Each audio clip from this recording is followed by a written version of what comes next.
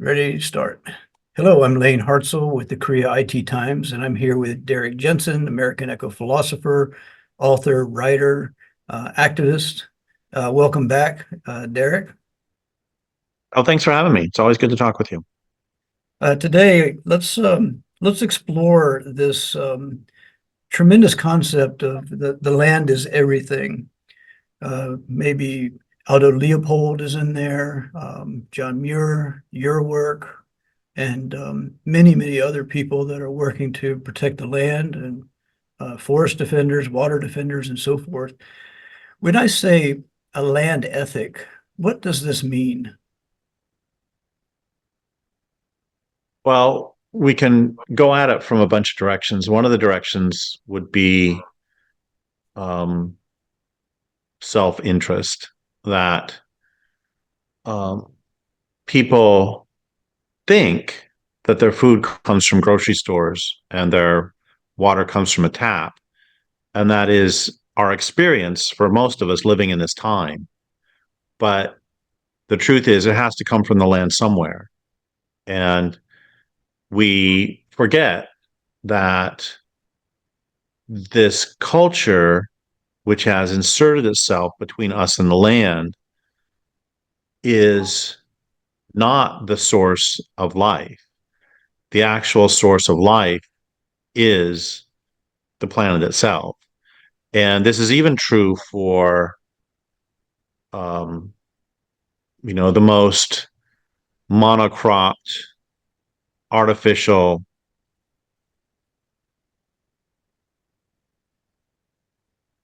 field. Monocrop in the world is still, it's growing either in the earth, or even if it's hydroponics, it's still grown in materials torn from the earth. You can't separate us from the earth.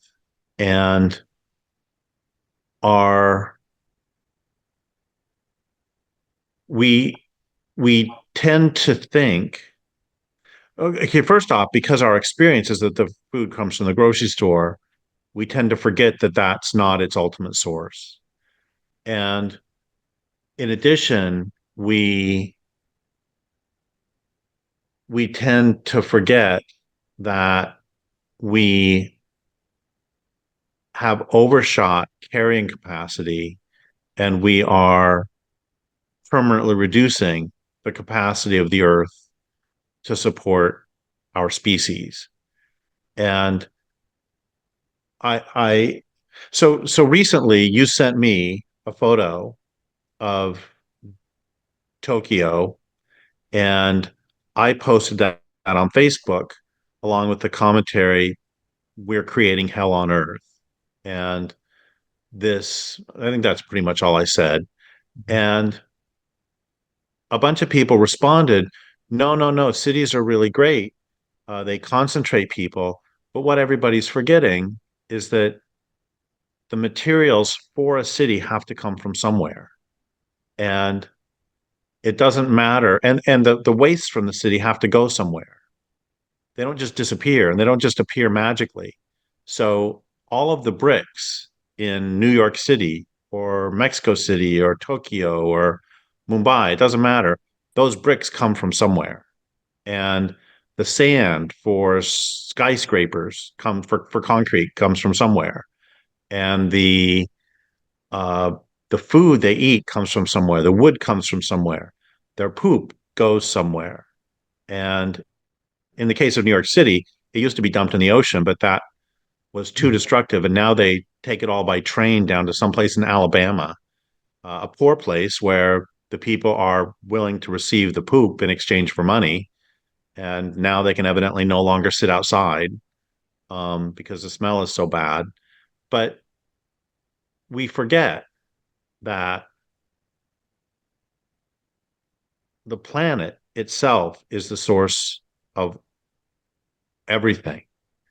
And that's even if you don't care about non-humans. And I do. I care about their existence for their own sake. But this is just looking at it from the perspective of people 100, 200, 300 years from now are not going to care about whether we voted left or right. They're not going to care about how nice we were. They're not going to care. What they're going to care about is whether the land can support them and Mhm. whether the water is drinkable and whether the air is breathable. They're going to care about the health of the planet. And that's because the health of the planet will lead to their own health. It's like there's this American Indian, John Mohawk, was famous for many things, but one of the things that he said was, there is no sovereignty without food sovereignty. And the point is, if somebody can control your access to food, they can control you. And people traditionally, through most of our human existence, have understood this. And this is one reason that those who live on the land have not been willing to give up their access to the land without a fight because they don't want to be dependent upon some distant sources. And this is going a little bit of a different direction, but it's something that I've thought about a lot in the sort of post-COVID days that I got, and I don't want to get into the whole what is COVID thing. That's not the point here. The point is that I got really interested in the whole economic experience of COVID very quickly when about 10 days, I think it was, after Wuhan shut down, a Hyundai factory in Korea had to shut down because they couldn't get raw materials. And we, in some ways, understand the incredible linkages. No, they're not incredible, but the extreme linkages between different parts of the global economy. And that's fine. I mean, it's actually very harmful environmentally, but leaving that aside, that's fine for luxury goods. But I don't know why anyone whose politics or anything would agree that it's a good idea to be dependent for the things upon which one needs to survive, the things upon which you're dependent for survival. Why would you be reliant on those on a system that can be interdicted by a by a virus, by an earthquake, by a war? We had this discussion last time we talked. There was a thing, I just want to mention one thing about this that we said last time that I thought was really fascinating. I had recently talked to this guy who deals with international security, by which he means military. And he's from Dubai, I think, or UAE, and he had been discussing with some guy from Korea what they would do in South Korea, what they would do if there was a war between China and the United States. And they were talking about all the things they were going to do. And I just started laughing and said, all these tank movements are not going to happen because Korea does not have the access to the oil. South Right. Korea does not have access to the oil that they would need to run the tanks. If China, because all of their oil comes from the Mid East, there's no way it would go past China. And we have made ourselves dependent. Here's one of the problems is Daniel Quinn talked about this, how we have made ourselves dependent for our very lives upon a system that is functionally destroying the capacity of the earth to support even us. And it's extraordinary to me that this concept can, in general, enter public discourse, but nobody or very rarely do people ask the next question of, so what are we going to do about it? And what do we want to, how do we, how do we navigate this? And I don't see any calls or any mainstream calls for any sort of reasonably intelligent, uh, slow descent um, that would allow us to at least keep that would allow us to have an orderly and sort of an orderly retreat from this advanced technological society that is killing everything. And I don't. I mean, the best we can hope for is there's a couple directions. One of them is I remember back in 1997 or so, I was at this conference or this what do you call it when 25 or 30 people get together to brainstorming session or something? Anyway, it was a bunch Seminar. of animal rights activists, environmentalists, and small farmers gathered together by the Humane Society to talk about um, the crisis in farming and small farms collapsing and being taken over by large corporate entities and also environmental stuff. And at one point, one of the exercises we were supposed to do it was 1997 or 8 or somewhere in there. And one of the exercises was that we were supposed to envision. He said, pretend it's 20 years from now, and we have become we're now living sustainably. And I mean, first off, that's a joke. 1997, it says 2017 and 18 didn't happen. And I, as we go around the room, we're supposed to envision what does it smell like? What does it look like? What does it taste like? How do things work? And everybody's going around the room and they're all pretty happy and smiling and saying, so we bicycle to work and we have these parks all in our cities. And when they got to me, I just said, first off, nobody talked about how we get there when those actually running the thing, running the culture, when the cultural impulse itself is to destroy everything to advance technology. So first off, we just skipped over that part. And many of the leaders, I mean, one of the ways you become a leader of a great power is by being a sociopath. And we didn't talk about that. And I mean, nobody was really liking anything I said at this point. And then, in addition, where do you get the metal for the bicycles? And what's this job you're doing? You bicycle to work and then you go to work for Coca-Cola, which is draining aquifers. I mean, where does all this work? And where do you get the concrete? And then also, let's say we in our community figure out how to live sustainably. That's great. So plenty of people have done that all over the planet for hundreds of thousands of years. That's how most of us lived. So let's say we figure out how to do that in our community, and then those in power discover some resource they want that's under the land beneath our community. What will happen then? Mhm. What we know what will happen then. What will happen then is that those in power will take whatever they want. I mean, for crying out loud, we've gotten to the point where they're now mining the oceans, and it's. They have these I'm going to say one machines, more thing here. these What? machines, these like automated Yeah, machines that are going along. yeah. And so I'll say one more thing, and then let you ask a question, which is after I graduated from college, a degree in mineral engineering physics, I went back to grad school for 1 year because I had a year of eligibility left for athletics, for high jumping.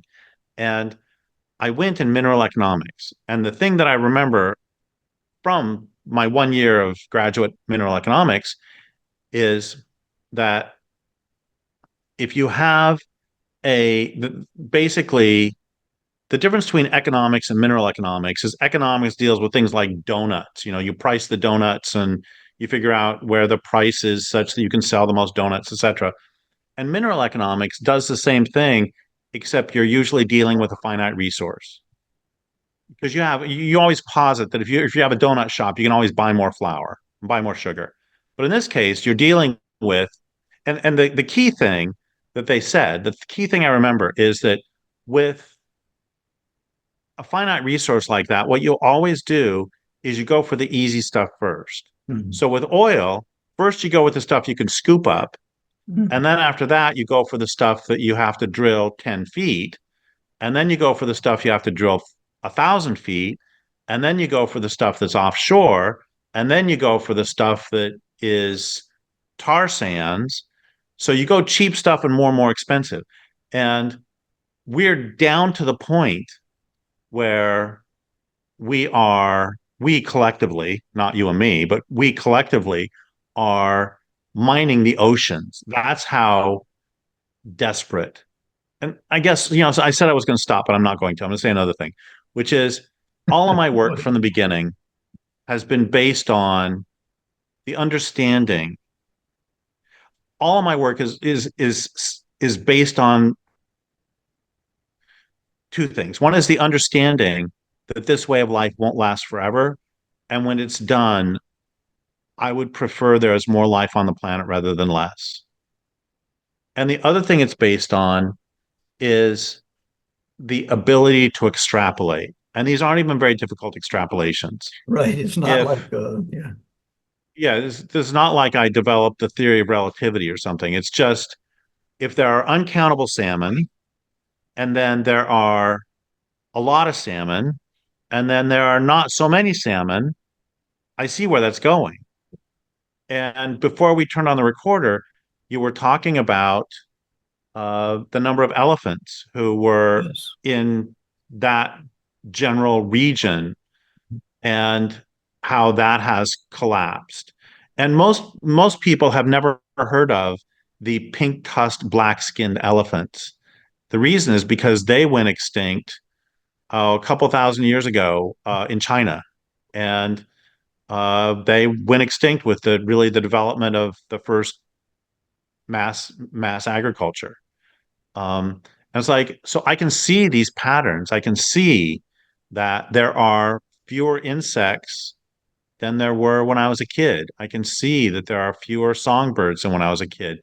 And I can read accounts that go back. And that's really all my work is about, is just seeing. I don't like, I mean, it's like you're driving a car and you're going 100 miles an hour and you see that there is a brick wall in front of you. You say, maybe we should slow down just a little bit. Um, and I know I keep saying this, but one last thing is I sometimes get accused of not liking people. And certainly I don't like how we're acting collectively. But I'm not the one who is creating a future where the land won't support them. I really want for there to be a future in um which life is continuing and flourishing on the planet, in some of which your, can include humans if we behave ourselves. if we behave ourselves, you poetically put the rivers are married to mountains. And this is a very nice encompassing of the land is everything, the land ethic. When we think of married to mountains, we think of relationship. I know that it's poetic, but it really can bring home to people what it is that you're getting at. Yeah. Well, a couple things. One of them is that what I was trying to do with that is we always talk about, or we always hear that the rivers are wearing away at the mountains. And that's one way to look at it. But what about if instead you think that the rivers are nestling deeper into Mhm. the land? And we also forget that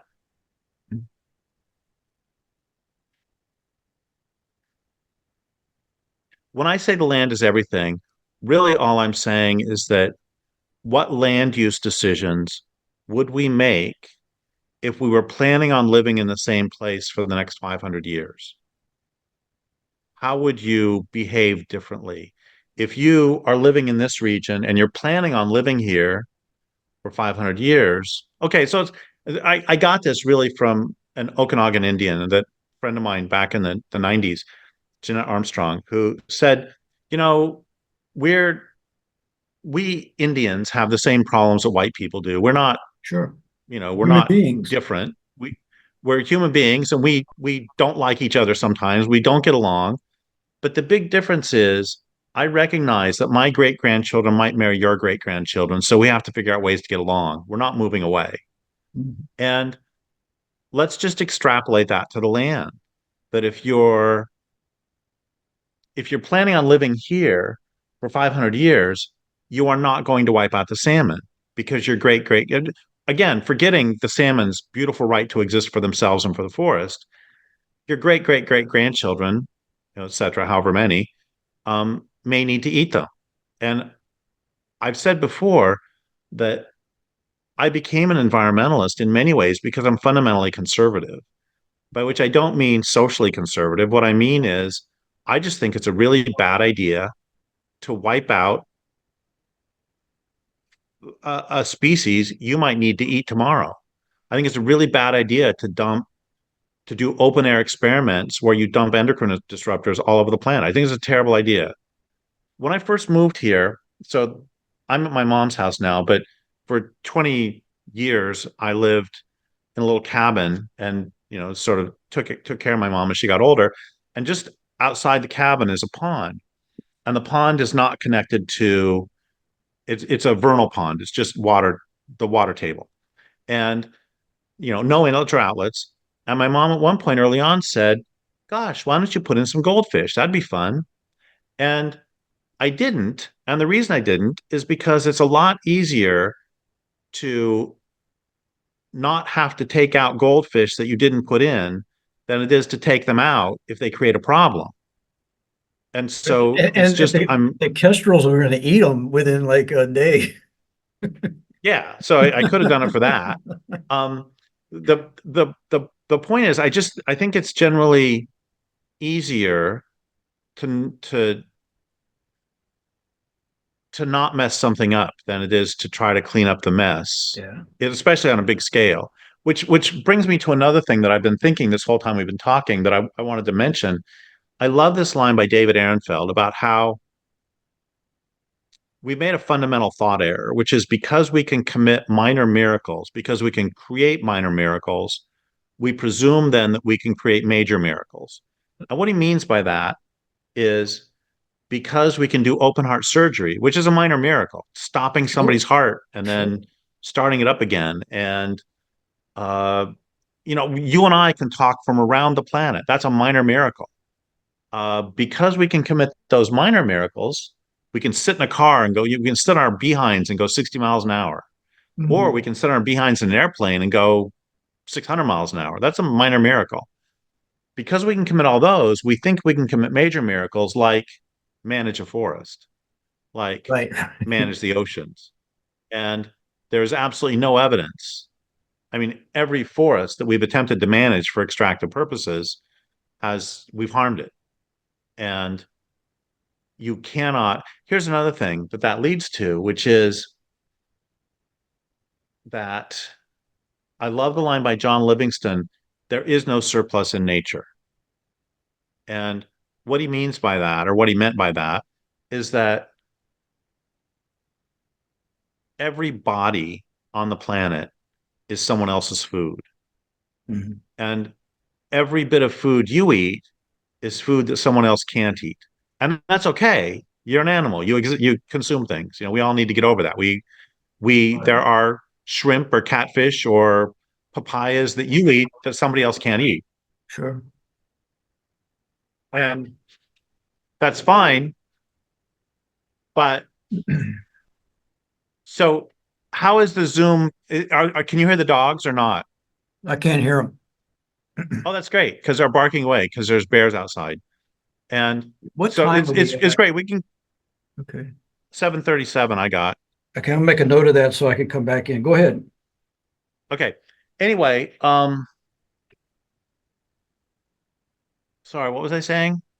So any food, that doesn't mean that you can't eat anything, but I think what it does mean is,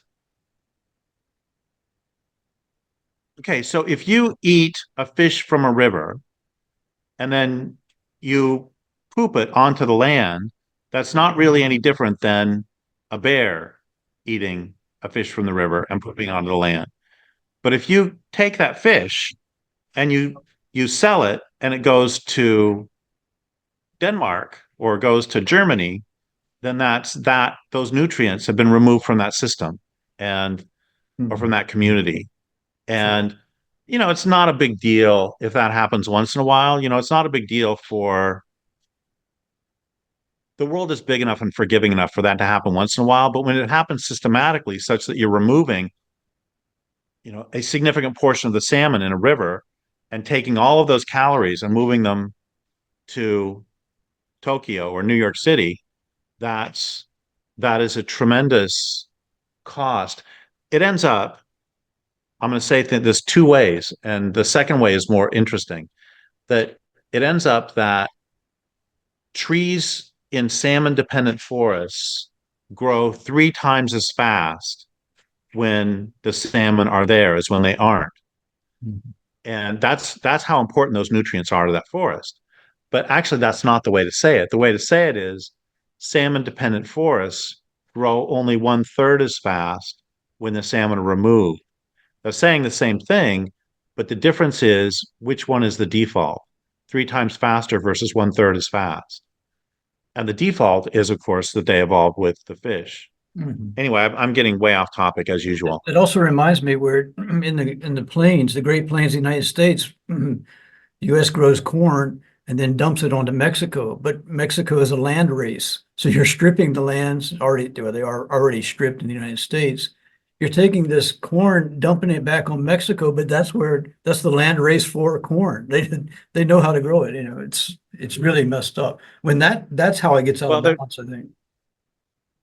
yeah, and that's there are see there used to be lefties and used to be environmentalists who were opposed to uh, the so-called food aid to non-industrialized nations for exactly that reason, because what it does is it destroys the local food systems.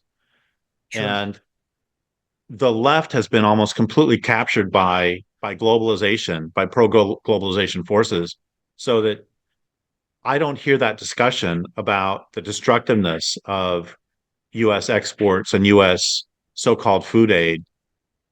I don't hear that argument made by lefties anymore, hardly at all. And maybe they're still making it, I just don't hear it, but that used to be a much more common one. I haven't been to And perhaps Mexico. part of the reason we don't hear it anymore is because a lot of those local food systems have already been destroyed, and Right. the people Right. have been made dependent upon these imports, exports, whatever.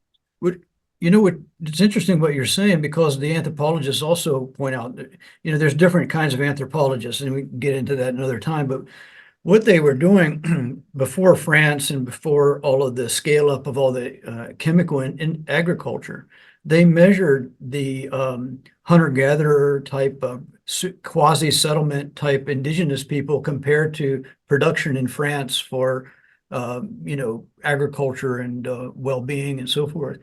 And even and so what they found is that the people in the indigenous cultures worked about 4 hours per day and they had plenty of food and so forth and so on. What they didn't say and what they didn't measure at that time was the fact that they were already living in a denuded environment. So even in a, you get it, yeah, even in a denuded environment, they worked far less than anybody in a modern system. Now, after around 1950 or something, then of course came the whole great acceleration. And of course, you can't, that kind of productivity, no, indigenous people aren't going to do. But anyway, but that's only a very recent phenomenon, and basically in your lifetime, and I've been probably about the time you were born, this happened, and I'm about 10 years younger, so I've seen a lot of it happen. Just this massive, great acceleration that Will Stephan calls it. Yeah, I interviewed William Catton in 1992 or 1994, somewhere in there. He wrote Overshoot, which is a great book. Yes, yes, yes. And um, in that interview, he said, we've way overshot human carrying capacity. We have a population of over 5 billion people. I was like, Bill, those were He's a the friend of yours, days. right? Oh, he's dead, but I we mean, weren't friends, but we were colleagues. I didn't. The reason I say we weren't friends is because I only talked to him probably a half dozen times, I see. but we were friendly colleagues. Colleagues, yeah. Yeah, he's great work. I can't recommend that book highly enough. Overshoot. Okay, let me talk about history with you then. In the Mediterranean, in Mesopotamia, where the first these massive cities started to form. There were trees there. Today there are deserts. How did we get here?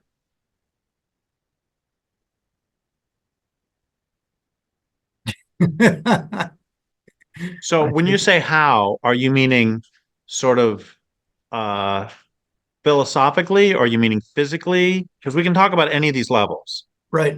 How about if we go at it? We've talked about the physical before. How about going at it poetically and philosophically? What is the ideology that's in all of this war against the land, as you call it? Well, I think that a lot of it, frankly, boils down to the great chain of being. And I am not blaming the great chain of being. It's not like if nobody would have thought of it, none of this would have happened Mhm. because they it was merely an articulation of a mindset. And the problem, I think, is the mindset. And the great chain of being is this idea that you have a scale from perfection down to imperfection, with perfection is a disembodied God. Mhm. And then comes the angels, and then comes humans with men above women, and then comes and of course kings are at the top, and you work your way through the nobles, but forget that for now.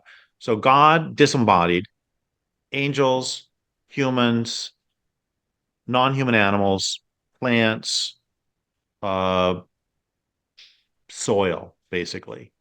And at the bottom, they're entirely disembodied and no thought, according to this idea. And at the top, it's, I'm sorry, at the bottom is completely embodied and no thought, no mind. At the top is disembodied and pure mind. And there are a bunch of effects of this and a bunch of ways that this influences even those of us who think, even Mr. Nature Boy here who wrote The Myth of Human Supremacy, I still fall into it all the time. It's how deeply this is ingrained into our perception. That when we think about, for example, what are some of the greatest pieces of art that have ever been created, we'll think of the Mona Lisa, we think of the Sistine Chapel. Maybe if we're going to expand things, we can go to the cave art of Lascaux. Yes, yes. We can, but we don't talk about the song of a hermit thrush. That's not art. A sunrise is not art. Spiderweb is not art.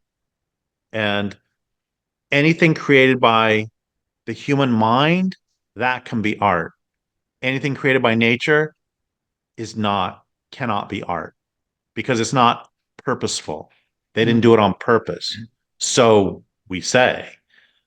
And then likewise, um, if when we think about the greatest inventions of all time, think about the lever, the screw, the water pump, uh, gunpowder, computer chip, whatever. We can come up with all those. But what they all have in common is those are all created by human minds, as opposed to uh, metabolism, vision, hearing, Sex.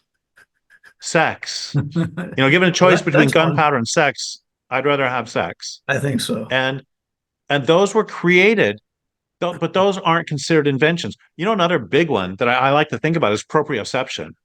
Proprioception is extraordinary. That's how you know where your body is, like how you know where your hand is when it's behind your back. Right, right, right. That ability, I mean, it's an extraordinary It's accomplishment. amazing. It's amazing. And and it was developed at some point by somebody. It was somebody invented it. But no, that's not called invention. Or another way we think about this, it's really that shows how deep this all is I mean, people. Thomas Barry used to talk about this. This is still the art thing. He said that cutting down forests for building houses or for for burning or for toilet paper or for books or for anything else, he said this is like taking the great paintings and burning them to cook your meal. But we don't think about it that way. Mm, mm. And that's part of the problem is what we create with our minds is worth something, and what is created with our bodies is not. So we always hear, scientists are so close to creating life. They're so close. They've got embryo. They are not embryos, but they've made some enzymes in the lab, and they've done this and they've done that, and they've created a lamb in a plastic bag, basically. Yeah, I've seen And it. and sheep make lambs all the time, and rabbits make life, and mice make life, and dandelions make life, and life makes life. Going But going that back doesn't count. going back to Sorry, go ahead. sex, you see that whole city, and that the city I sent to you, it's just a sprawling picture of Japan with Fuji. It's actually an iconic picture, I think. Uh, so people might say, well, yeah, but the cities are exciting. There's so much sex in the city. There was even a TV show that went on and on, very popular. And I say to people, that's like having sex in a sarcophagus. I mean, have you ever seen nature?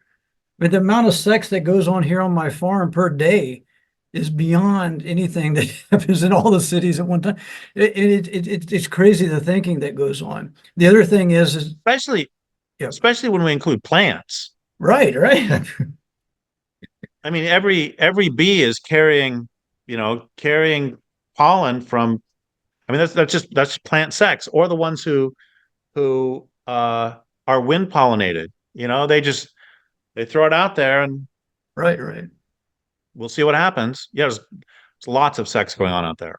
Plenty of sex. I mean, And that's the fundamental way that many beings reproduce. I'm saying many beings because there's bacteria. There's also the plants who can grow by cuttings or by roots. There's asexual reproduction too, but and sexual reproduction is an extraordinary thing. The way it mixes genes, yes. and it's just you know it's just anyway. Sorry, go ahead. What were you saying Well, the other thing about the is sex in the that countryside? people are, I think it's a lot of techno-utopianism, but it's getting out into the culture that we can create life. We can grow that little goat in the bag and all that kind of stuff. And I said, create life. Wait a minute. We have these beings called women. They do it as if it's nothing. It doesn't take technology. Well, and that's part of the problem is that is is that I think that's where patriarchy really comes into this because there's a great line said to me by Richard Drennan many years ago, which was, if woman can create life and I can destroy it, who's the more powerful? And he wasn't saying that as he was saying that as a criticism. Sure. And that's part of the difficulty is, and that's part of where I think that the whole great chain of being comes from is that uh we we men collectively are envious of the fact that women can give birth. And where do we fit in? What and so instead of just accepting, yeah, they do that heavy lifting and we have other roles in society, um, instead of simply accepting that, we had to create a philosophy that makes it so what Right. we men create with our big brains, and of course we can say we're smarter than women because intelligence, you can't be in somebody else's head. So if I say I'm smarter than you, and then I threaten to punch you in the face if you disagree with me, um, we can I can pretend that I'm actually smarter. I'm not saying I'm smarter. I can say I can pretend. Anyway, the point is, so Mhm. we devalued what is created by life, and we hypervalue what is created by our minds, and that's part of the problem. And another thing that relates to all this is that,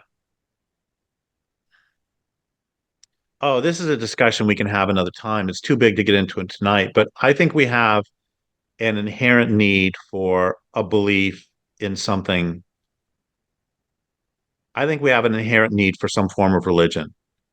And I'm not meaning that we have to be monotheistic or anything, but I think one of the great rifts, RIFTS, that has occurred, the great rending, was when we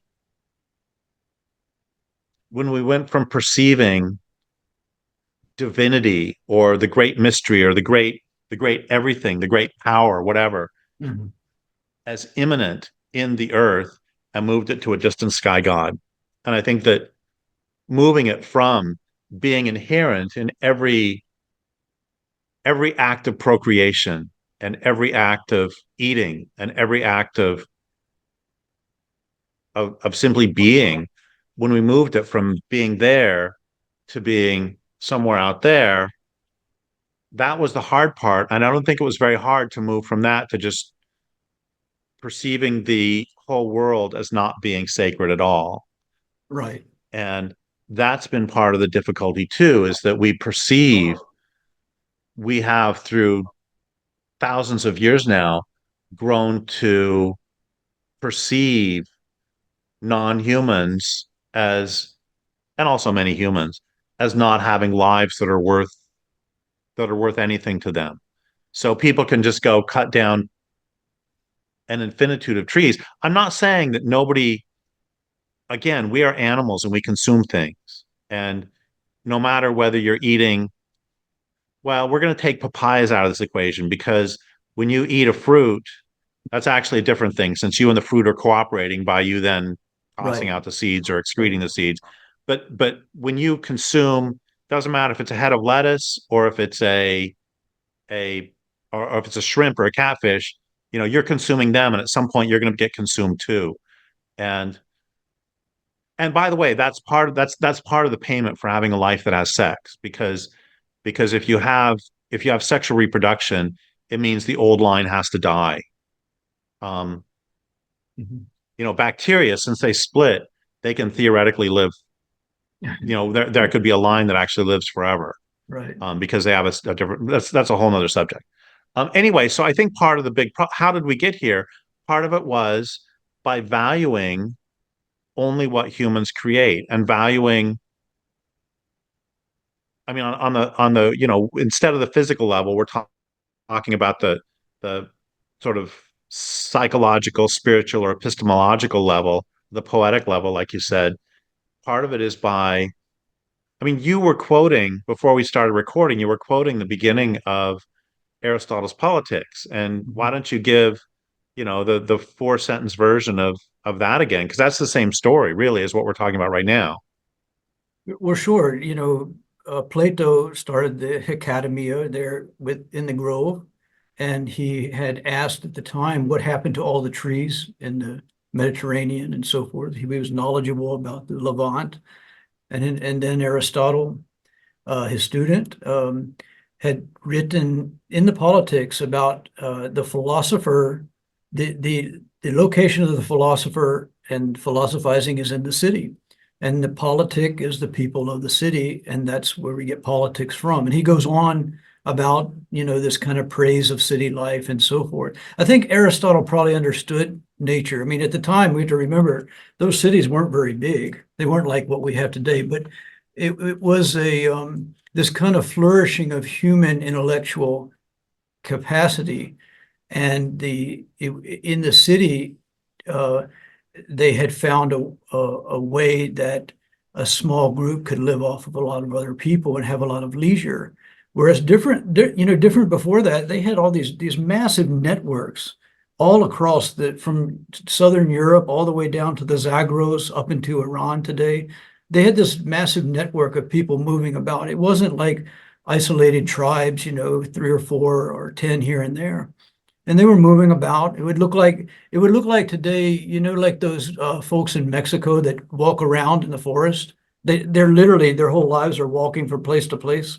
It would look like something like that, and they would have big festivals, and the people would come together at those festivals. And we don't know what happened because there's no written language, but Aristotle's version was this kind of highly refined version of this politic. He called it the politics cities.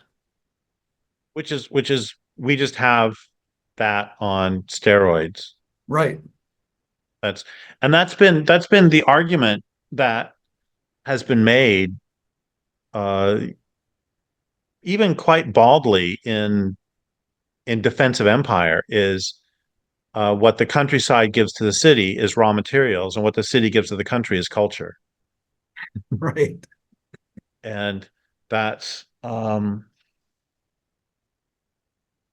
at the point of a gun if necessary. You also, of course, know about, I mean, I'm sure you know about this because I've seen your work, but I don't remember exactly to quote you. The Hopewell Indians, going back thousands of years, the Cahokia, the Mississippi tribes, the Tlaxcala, all of these places had massive gatherings at certain times of the year. The and Well, they had some of them did have, sorry, go ahead. yeah, I'm talking about the Democratic Confederated ones, not the ones with internecine warfare and this kind of thing. And they had a system in place where they had philosophers, they had thinkers, or I would say that the indigenous people more like were poetic philosophy, which is basically, I think, what you do. And they would go out for they would have like a problem to solve, and they would send their thinkers out, say however many thinkers it was, they'd send them out into the wherever they went into the forest, or if you're in Canyon de Chelly, then they were in the red rocks areas, and they would go and they would work on this for days at, at a high level thought processes. We know that just because we have some records. Undoubtedly, I'm sure that somewhere in the last, say, 100,000 or 200,000 years, that uh, early man figured out the sense data and figured out abstraction. And we'd start to see that coming in around, what is it, 70,000 years ago. You see the art in the caves and all this kind of thing. So what I'm saying is that, well, yes, the Greek the Greek formation of the intellect is very, very interesting and flourishing, but it's nothing like probably what was already before there. Well, I think that um it's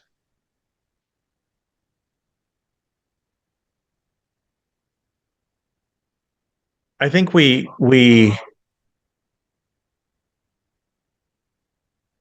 I love this line that I've quoted in many of my books. Um, that is, unquestioned assumptions are the real authorities of any culture. And I think that when we're so imbued,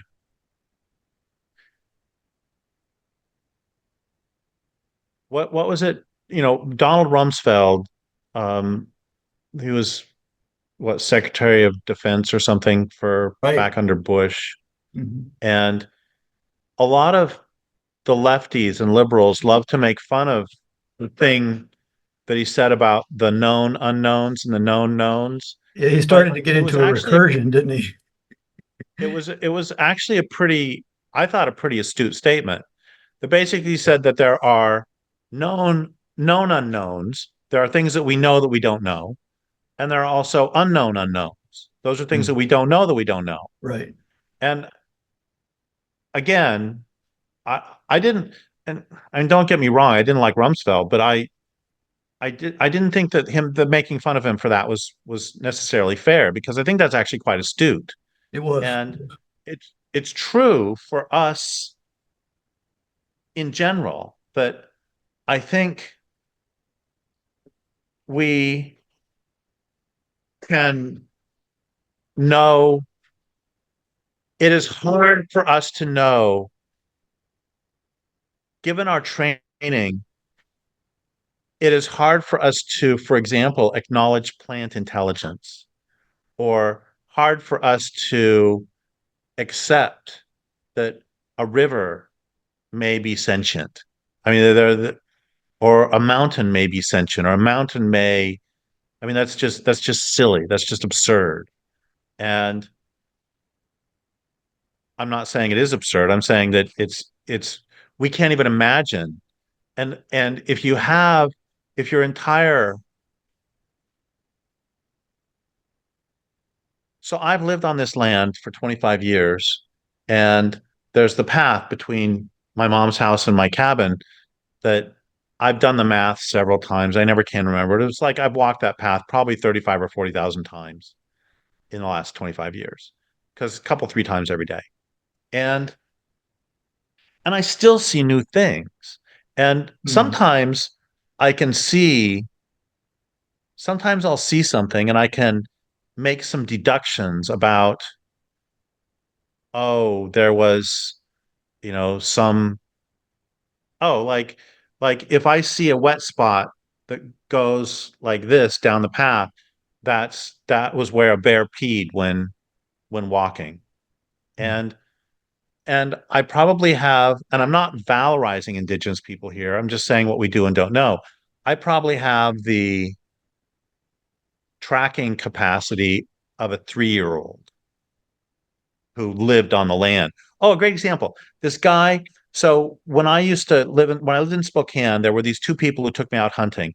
And anybody who's like anti-hunting, don't worry. My joke is the only thing I ever got was lost. I was a terrible hunter, but the guys I went with were really good, really experienced. They knew what they were doing. And one day I go out hunting with this guy. Neither of us shoots a deer. Neither of us sees a deer. But as we're driving back, he's driving and I'm in the car. I mean, I'm in the passenger seat. And he's a very, very good, experienced hunter. He's been hunting since he was a little kid. And we're driving along, and all of a sudden he stops the car. We're way out on some dirt road. He stops the car and he says, "I hate it when people do that." I'm like, "What?" And then he pointed and he said, somebody poached a deer right there. I was like, I can't see anything but grass. Yeah, right. And we get out of the truck, we walk over, and what he had seen was a crow perching on the dead deer's head. And so there was a crow that was too high above the grass. And from that, he he got the story of somebody poaching a deer. Mhm. And I'm like, I didn't even see the crow. And my point Mhm. is that I don't think we have any idea what it would be like. I mean, I'm all proud of myself because I realized 20 some years ago that I touch plastic more than I touch flesh. And that Oh, and I'm not proud of the fact that I do. it's I'm like proud of the fact I noticed. I call this skin deprivation. I think a lot of people have skin deprivation, you know. They don't Completely have to agree with touch. you. I completely agree with you. It's very interesting. In Morris Berman's Coming to Our Senses, he cited somewhere this thing about how at some, I guess they call them like meat market bars. It's like where you go to make pickups and have and anyway, they did I a tried to study. avoid those when I was dating. I've never been to one. I don't even know. I don't know this world. But the point is, he said that uh, somebody at some point did a study back in the 70s of what the people there really wanted, and a lot of them they didn't really want sex. What they really wanted was a hug, but that wasn't socially, and they wanted that skin to skin contact. Yeah. And we are, I mean, one of the only ways that we can get that is sex. We don't actually, it's not socially acceptable for the most part to do anything more than maybe, shake hands, and that's got to be pretty brief.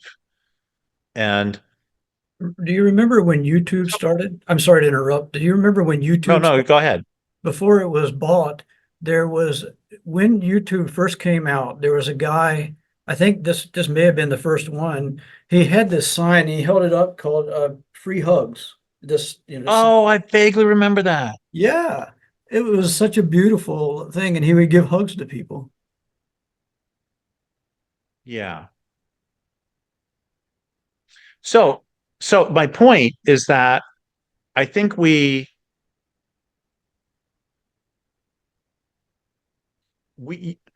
every person is raised the way that person was raised, and every choice made necessarily involves not choosing the, the choice one didn't make, and having one experience at one time forecloses the possibility of another experience. So you and I are talking right now, as opposed to eating or Mm. walking in the forest. It was and I think that we have been so technologized that we have no idea what it would be like to have everyday, and I'm certainly not meaning sexual, everyday intercourse, everyday interactions with.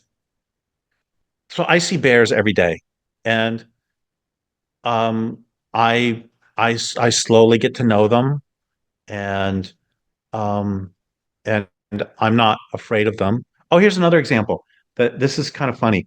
When I was 17, I went to this summer science training program in Los Angeles. 35 kids or 33 kids, 35, something like that. Kids from across the country, a bunch of nerds. And at one point, we were all going to go out on a weekend camping trip. And my roommates, many of them were city people, were like, "What are we going to do if coyotes attack?" And I grew up in the rural West, and I'm like, You grew up coyotes in are not Boulder, going to right? attack. Yeah. And so, I mean, I've heard coyotes my whole life, Right. and they're not a big deal. And that's all fine. So I was all superior because I'm not afraid when we're out camping and everybody else is afraid. So then we go to the ocean, and most of them grew up in California, and they're all just swimming in the ocean. And this is like 2 years after Jaws came out, and I'm terrified to get in the water You're because terrified I'm of a sure sea otter. the shark is, or crabs or something are going to bite my toes or something. And the thing is, I wasn't used to it. Right. And then another example of this is I was giving a talk, I don't know, 2003 or four or something, at a school farm. The kids learn how to farm and also learn reading, writing, arithmetic, or whatever. So I'm there, and it's all great. And then afterwards, we go out to the horse stall and the cow stall or the cow pasture. And I grew up around cows, or we grew up on horses. It's like no big deal. I'm walking in among the cows. I don't care. And then we go to the pigs, and we didn't have pigs when I was a kid. I don't know pigs from anything. And we're throwing these watermelons in that they're crushing with their immense jaws. And then the guy says, "You want to get in and pet the pigs?" Are you kidding? They'll Mhm. take my head off. Mhm. And they were just laughing because they were around pigs every day. I have never been around big pigs. So what we know is not so scary. And to bring this back to wild nature, when before Europeans conquered California, if you were near a body of water, you would see a grizzly bear about every 15 minutes. Right. Seeing a grizzly bear would be probably no more exciting. Well, let's see. It would be not that much more exciting than me seeing a neighborhood dog. In fact, I don't see a neighborhood dog every 15 minutes. It's, Mhm. it would be like 10 steps up above seeing a mosquito. Um, and that's not to say that grizzly bears aren't big, and um, they are big, but they would be somebody. You're obviously not terrified of grizzly bears at every moment because you're seeing them 4 times an hour if you live near body water. And they could be annoying. As I just found this out a few months ago. I thought it was pretty funny that the Indians who lived in Southern California, um, they did not like the grizzly bears, not because the grizzly bears they thought were going to kill them, but because the Indians in Southern California relied heavily on the acorns, and they would store up a bunch of acorns, and then the grizzly bears would come in and say, "Nice acorns you got there. I'm taking them." And so they were the grizzly bears were a pest as opposed to being a mortal danger. Mhm. And I mean that's just so my point. The reason I've gone on so long about this is that we're so technologized. I don't think most of us have any idea what it would be like to live a land-based form of life. And I'm speaking for myself. You know, you live much more of a land-based form of life than I do. Um, I mean, you presumably get your feet in the mud a lot more than I do. And Yeah. um, It's pretty much like go living ahead. in the forest where you're at. You're in the rainforest there. Um, Yeah, except I don't actually you eat from it. I don't actually eat from it I much, see. Yeah. in part because the salmon are gone and there's not enough salmon. What is the And closest stream near you? 50 I'm terrible at distance. I was gonna say 50 yards, but it's less than that. Do you 30 have yards, trout? 30 yards that way. Is it a What? trout stream or do Oh yeah, salmon? there's fish in it. Yeah. Yeah. Yeah. The fish I see, and I see them fairly often, are the fish who are gonna go out. So I see fish like this big, and I have I've never seen I've never seen the returning fish in it, but that's not a surprise for a couple of reasons. One Mhm. is that there aren't that many. Another is that um, salmon salmon are smart, and they have learned to over the millennia to they love rushing up a stream when it's flooding and when it's raining, in part because then the water's more muddy and bears can't see them and other predators can't see them. And I mean, so first off, if it's raining and flooding, I'm too much of a baby to, be sitting down there. And second, they also love coming up at night for that same reason. They don't always do it, but a lot of times they do because I mean they're smart enough to not want to be eaten by predators. And so I don't want to sit down there in a rainy night and try to stare into muddy water in the hopes of seeing a fin. So I have seen some salmon spawning, but uh it's not been on this stream. It's Yeah. been like up at a bigger stream. Let me, This stream is probably 7 or 8 feet wide and 2 feet deep at places and mhm, 15 feet wide and this 6 inches deep at some places. It's a mhm, pretty small stream. mhm. I want to, I want to finish up with both poetics and real history about how plentiful the land was. So can you describe, just for the end here, the buffalo herds? And you could sit on a mesa in the American West and watch the buffalo go by. What would this be like? Um, Well, it's like I was saying earlier about stuff that is unimaginable, that there were accounts, and these were accounts written at the time, sitting somewhere all day, and the herds would never cease. They would, and my great grandmother grew up in a sod house on the prairie in Nebraska, and so that's my mother was born in 1932. Her grandmother. So let's say 1870, Mhm. 1875, somewhere in there. And when she was a little girl, she used to get afraid every time there would be a thunderstorm because she thought that it would spook the buffalo herds and they would trample her sod house. So in the 1870s, let's call it, there was a little girl who could be afraid of the buffalo herd stampeding. And we can talk about salmon. Even in the 1930s, the Klamath River, just about 20 miles south of here, it's a big river. It's the second biggest river in the United States on the West Coast after the Columbia. And it was so it's I don't know a quarter mile wide, half mile wide. I'm so terrible with distance. It's big, and they said it was quote black and roiling with fish. And I've seen pictures of streams up in Alaska that are still so thick that you can't see the bottom of the river. And it wasn't just salmon on the East Coast and out in the ocean. The banks of cod, the schools of cod were so thick that they would slow ships down. The passage would be impeded by their bodies. And, we have flocks of passenger pigeons so large they darken the sky for days at a time. It's just, and they're flying 70 miles an hour. And so just imagine 70 miles an hour and it darkens the sky. I Mhm. can't imagine that. Mhm. And in your region, up until very recently, up until the last 30 years, was one of the largest by weight or by mass, the largest migrations on the planet, which is the Mekong Delta catfish. And those are huge fish who would travel upstream. And they've been absolutely doubly decimated by the dams, and they're in pretty serious trouble. But even 30 years ago, they were incredibly common.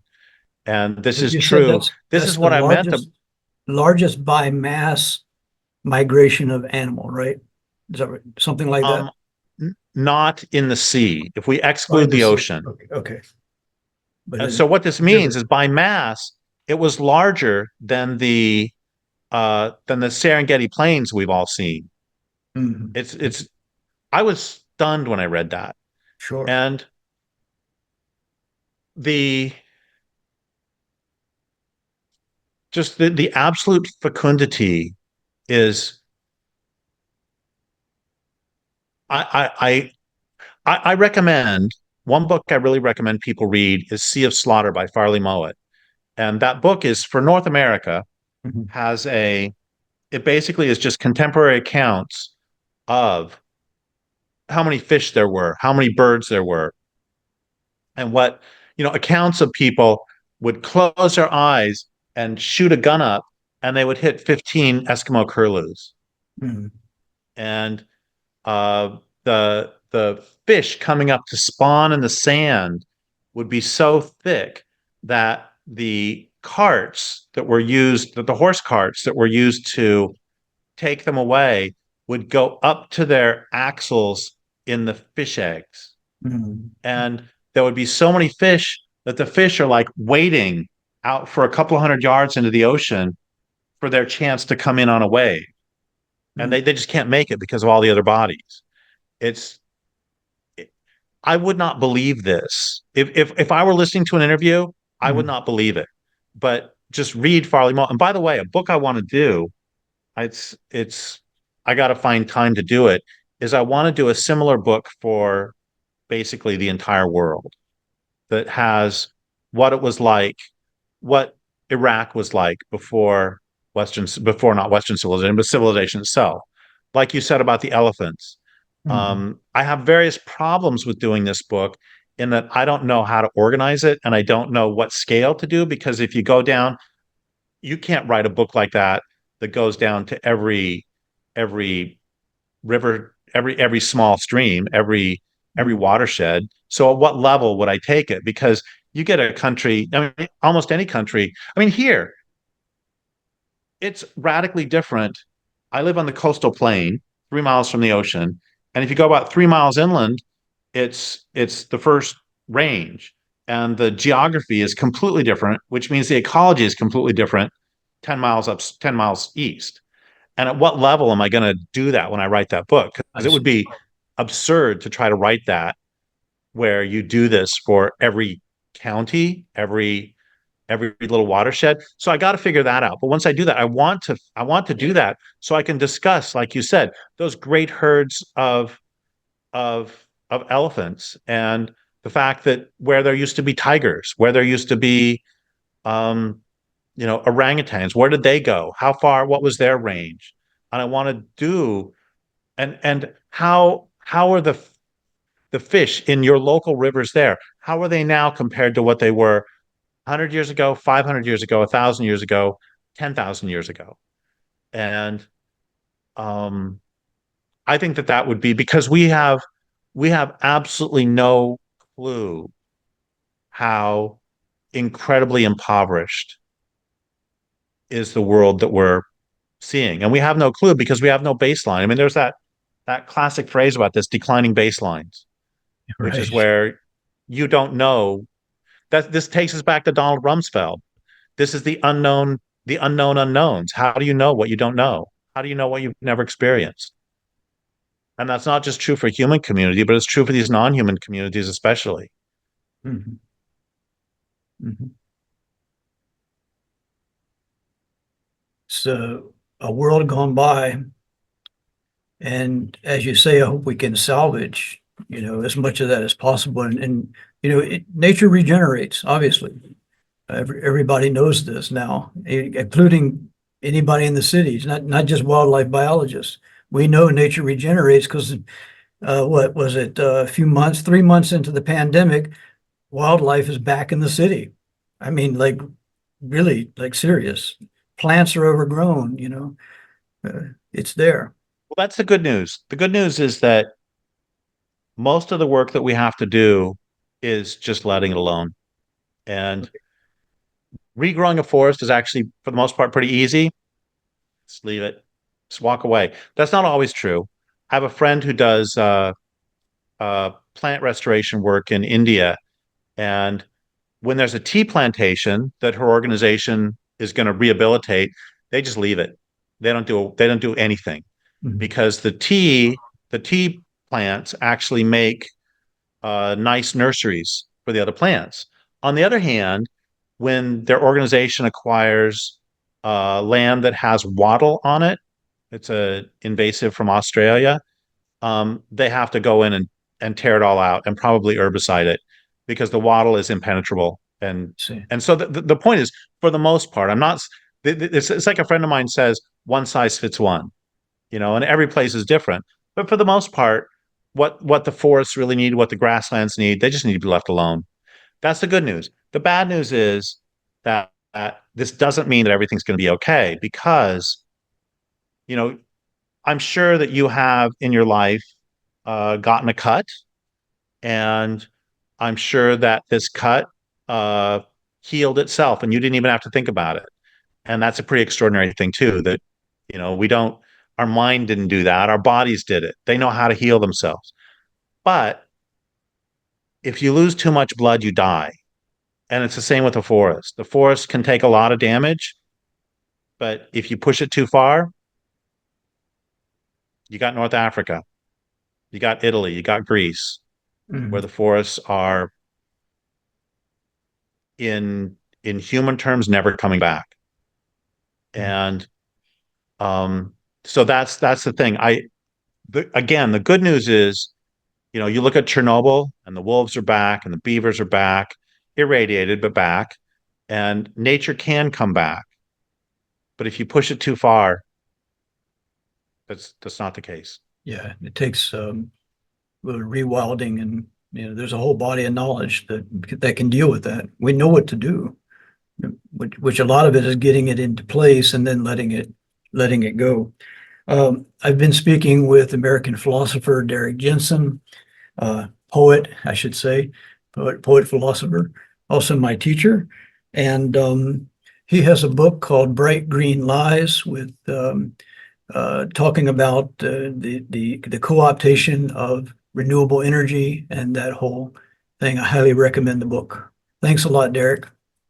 Well, thank you. It's always great to talk with you. Yeah. Okay.